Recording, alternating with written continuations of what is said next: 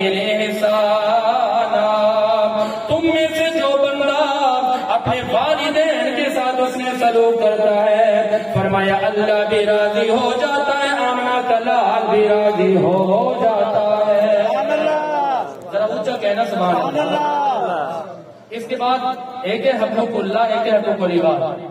قرآن کہتے ہیں احسانہ دو چیزوں کا حکم دیا، اما یبلغن عندک الکبر احدہما او کلاہما فلا تقل لہما اف۔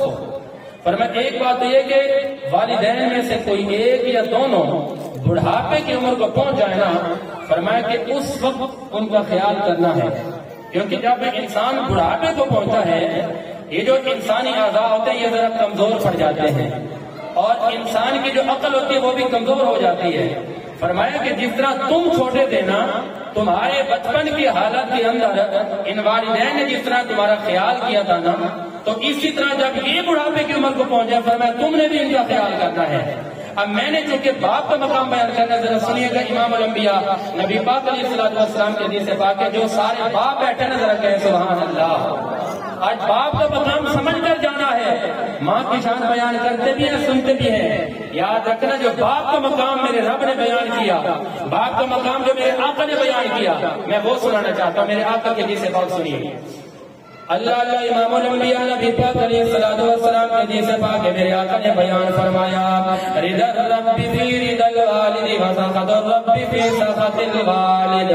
امام الانبیاء نبی پاک علیہ السلام نے بیان فرمایا، یہ حدیث پاک جناب علی ترمذی شریف کے اندر موجود ہے، حدیث نمبر 1899۔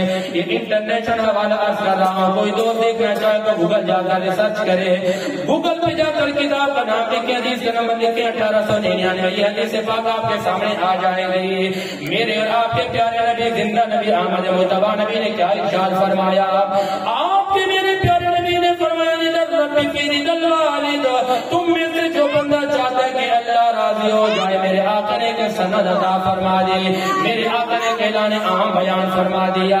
آج بڑے بڑے لوگ حج کرتے ہیں، عمرے کرتے ہیں، آج ان کے پاس والد کے لیے ٹائم نہیں ہوتا، آج ان کے پاس باپ کے لیے ٹائم نہیں ہوتا، پھر باپ کے لیے کہتے ہیں کہ تم نے کیا ہی کیا ہمارے لیے۔ میرے دوستو یاد رکھیے گا، آپ کے میرے پیارے نبی کی کیا حدیث پاک ہے، رضا الرب فی رضا الوالد وسخط الرب فی سخط الوالد۔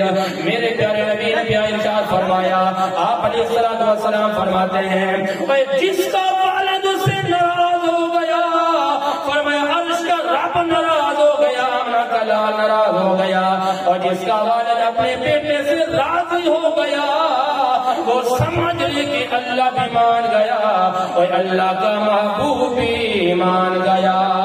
اس لیے میرے دوستو یاد رکھیے گا، اس سے پہلے کہ آپ کے والدین دنیا سے چلے جائیں، اس سے پہلے کہ والد دنیا سے پردہ کر جائیں، ایک والد ایک ایسا شجر ہے، والد ایک ایسا درخت ہے کہ جو خود تو چلتا رہتا ہے لیکن اولاد کے مستقبل کے لیے اور آپ کی روشنی کے لیے بڑی بڑی محنتیں کرتا ہے۔ اسی ترمذی شریف کی دوسری حدیث سے بات کرنا چاہتا ہوں، ترمذی شریف کی چوتھی جلد صفحہ نمبر 274 ہے اور حدیث نمبر ہے 1900۔ میرے اور آپ کے پیارے نبی نے کیا ارشاد فرمایا، صحابہ کرام حضور کی بارگاہ میں موجود ہے، میرے آقا نے بیان فرمایا صحابہ یہ بتاؤ کون کون جنت جانا چاہتا ہے؟ صحابہ عرض کرتے یا رسول اللہ ہم سارے چاہتے ہیں کہ ہم جنتی بن جائیں۔ اور میرے دوستو جو جنت میں جانا چاہتا ہے کہہ دیجئے سبحان اللہ۔ سبحان اللہ کی آواز نہیں آئی، کہنا سبحان اللہ۔ بات سمجھ آ رہی ہے؟ اگر سریکی کہے تو سریکی میں سمجھا دو، جسے سمجھ آ رہی ہے کہ سبحان اللہ۔ امام الانبیاء نبی پاک علیہ السلام نے کیا ارشاد فرمایا، فرمایا الوالد اوسط ابواب الجنہ۔